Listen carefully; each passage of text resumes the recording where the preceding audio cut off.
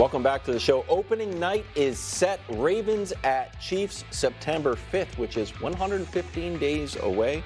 Nick, last year we, collectively, Chiefs fans, Brew, you too, opened up with a Lions loss. Kind of blamed it on Kadarius Toney. Are you happy with Baltimore as the Week 1 opponent? Well, first and foremost, classic 3 by me.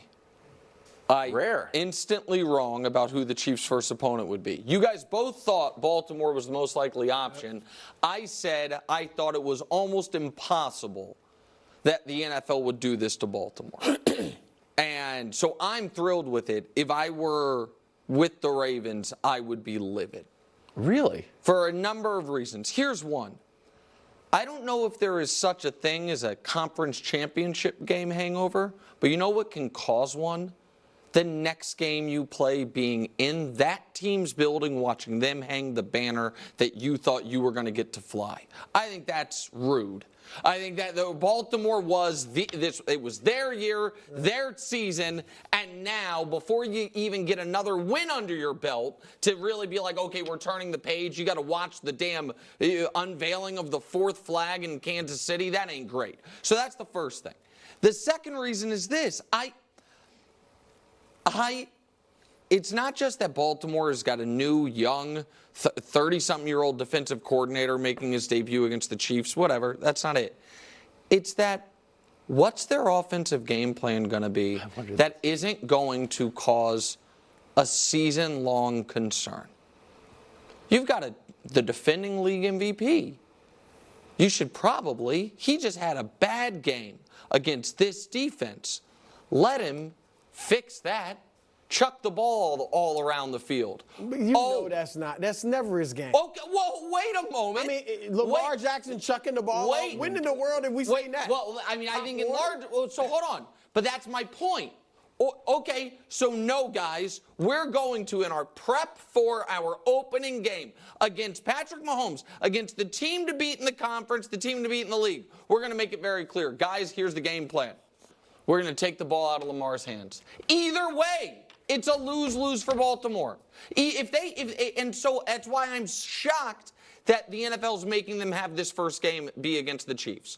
Because the reason everyone thinks they lost, Brew, is because they left it in Lamar's hands. So now in Week 1, are they going to let him try to avenge that? Or are they going to send a message to their team, him, and everyone? We think the best way to win football games is to have Lamar Jackson be a supporting actor. Either way, it's a lose-lose for Baltimore. But it's not that black and white. It's not like they're going to say, Lamar, we're taking the ball out of your hands. We don't trust you. No.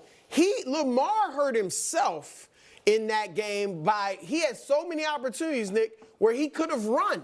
And he chose not to. Now, they weren't called runs, but I'm saying he could have scrambled and maybe got some yardage. And also remember all those unsportsmanlike, conduct plays and Zay Flowers with his foolishness. So I'm not saying they'll win. I don't know that they'll win or lose, but I don't think it's a negative for the Ravens. If they lose, obviously you've got all season to build on it and, get ready for the playoffs, all right?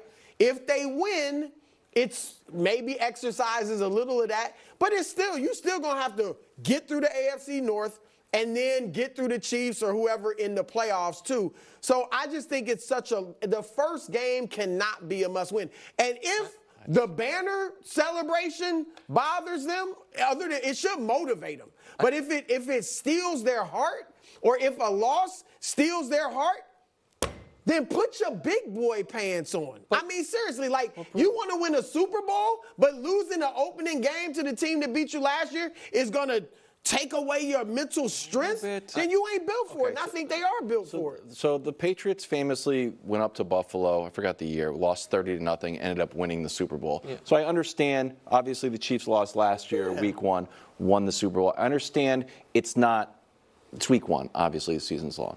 At the same time, I do, and it's a different sport, but there is a parallel to when I called Nuggets-Lakers a must-win game for the Lakers after they got swept by Denver. Because you look at it, you're like, man, they just beat us, and we had this whole offseason to figure it out, and then, boom, we lost again. And here's Lamar versus Mahomes head-to-head, Nick. Yeah. At some point, of course, he's 4-1.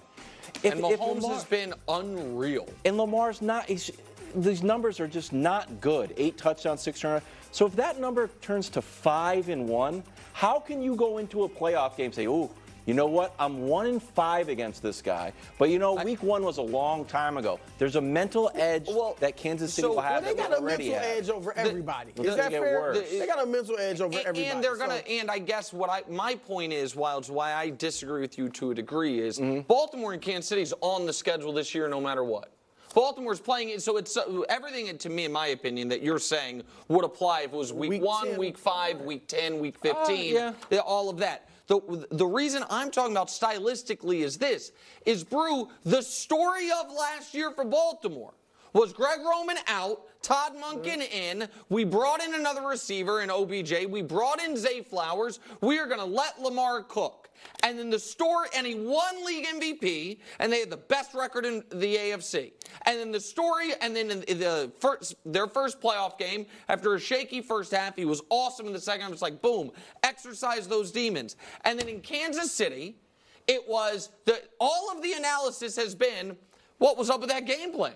Trying to let Lamar cook. So I think they have pressure on them in this football game, despite signing Derrick Henry, all of this, to try to let Lamar cook. No, but it's clear. You don't sign Derrick Henry to let your quarterback cook. Now, it's not like he's going to throw the football a significant amount of times. Henry's going to open up the passing game.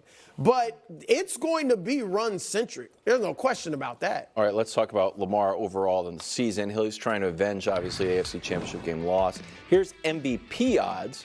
Mahomes in the driver's seat. Then Josh Allen, who's just kind of grandfathered in there at number 2 or 3. I think that's not a terrible bet this year.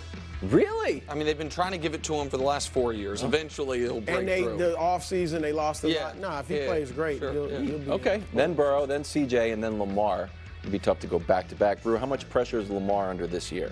There's a lot of pressure because, and Nick's, I don't know if you planned on pointing this out, but you have before, 11 guys. Lamar's one of 11 guys to win multiple MVPs. And all the other 10 won championships, some before the Super Bowl era and some, since they've won Super Bowls. So he's the only one, and he hasn't even been to a Super Bowl. Now it's, year 7, year 8? And so the pressure's on, and it's always going to be on him until he wins a Super Bowl because of his style of play and also because, he hasn't played as well in the postseason. Here's a graphic that shows how the postseason, is completely different than the regular season. Passer rating is much lower. Look at his TD percentage, interception percentage up. And he wins 75% of his games in the regular season. You expect playoffs to go down, but 2 and 4 is obviously. Throw up my graphic because it kind of goes hand in hand with it. Games without a lead. It's happened twice in 77 regular season games. It's happened 4. That's wild. Of his 6 playoff games. Also, every single year of his career, the fewest points the Ravens scored that season were in the playoff game. Every single year that he's been their full-time starter, that has happened to, this is a Scott Kazmir stat, I think, that he talked about it. He's the one who found it. That's happened to Mahomes, I think, once. It happened to Brady, I think, twice in his whole career. And for Lamar, it's been every year. And so how much pressure is on him? Ask Peyton. Peyton Manning. How much pressure was on Peyton Manning until he broke through? The answer is all the pressure. Yeah. And it's as much pressure as is possible. What's going to be tough for him is the pressures in the playoffs.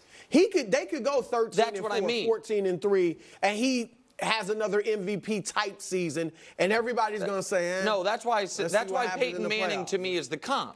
Because Peyton had 2 MVPs before he won his first Super Bowl, and he had some real Super Bowl or some real playoff disappointments, hadn't made a Super Bowl, and nobody cared what he did in the regular season anymore. Like he is, for all the flack Dak Prescott gets, for the playoff wins, guys, they're 2-2. He's got, for as great as Lamar has been, and this will be year 7 for Lamar, it's 2 playoff wins. And so it's all the pressure is on Lamar. You could make the argument that especially because expectations have been ratcheted down a bit for the Bills this year, that he's under more pressure than any player in the league.